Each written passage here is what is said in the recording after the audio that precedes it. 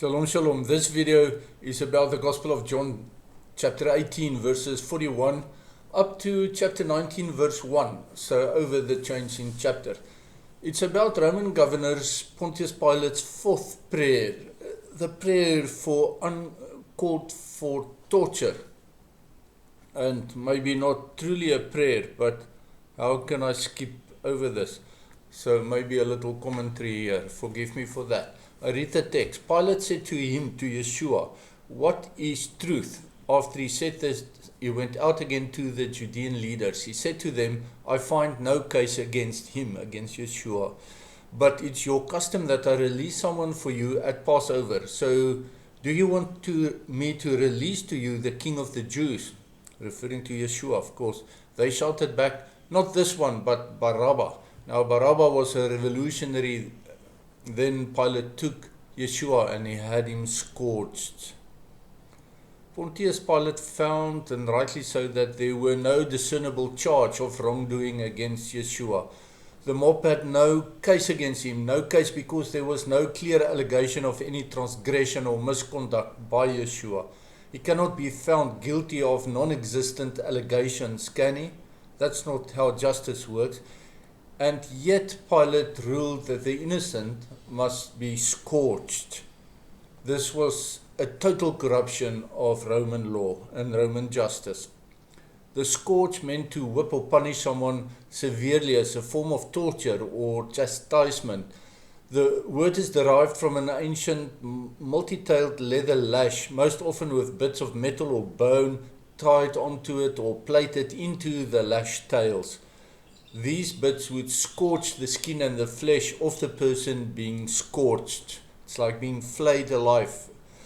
It is a cruel instrument. Nobody could be scorched without reason in Roman justice. Pilate's ruling that there was no case against Yeshua meant that there was absolutely no reason to have him scorched either. Pilate's decision must have been made for political reasons, thinking that the scorching would satisfy the mob's bloodlust. Politicians have not changed in the years since Pilate. They still do not hesitate to shed innocent blood for political gain. In our day, as it was in Pilate's day, whilst no demon could or would dare to lift a hand against Yeshua, Pontius Pilate and his Roman soldiers had no such restraint. In a way, it stands to reason that the mob chose Barabbas over Yeshua. It was mere minutes since they handed over Yeshua to Pontius Pilate, and there was no reason why they would have wanted him back. Not so soon, at least. On the other hand, Barabbas was a revolutionary. Remember that all Israel expected and hoped for the Ben David Messiah to liberate them from Roman oppression. The suffering servant Messiah was not going to do that for them, not then. So Barabbas, who fought against the Romans, was the nationalists' automatic choice.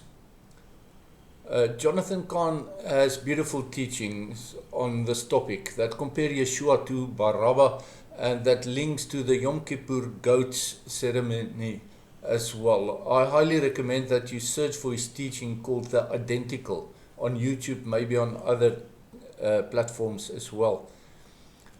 Scorching is a form of worship. I should say scorching as a form of worship is to torture a sacrifice to near death in honor of the Roman demon god Orcus.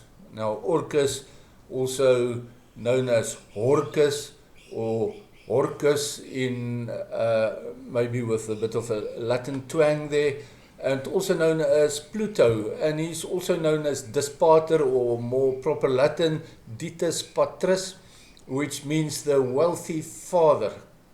So Orcus was a demon spirit of the underworld, the punisher of broken oaths in Roman mythology. As with Hades, the name of the god was also used for the underworld itself, Orcus. Yet another Latin name for the same demon would sound more familiar to you and me. He was also known as Rex Infernus. Where's my tongue? Rex Infernus. That means the king of flaming hell. Now you know who they worship through scourging. In 2 Corinthians 11 verse 14, it is written that Satan himself masquerades as an angel of light. So in this, Paul refers to Orcus in his Ditis Patris appearance when he wrote that to the Corinthians. In this, Pilate and the Roman soldiers were demon worshippers scourging an innocent Lamb of God before Satan himself. And from this horror, we need to discern our need to discern who we worship is clear. We get to know the one true God in the pages of our Bibles.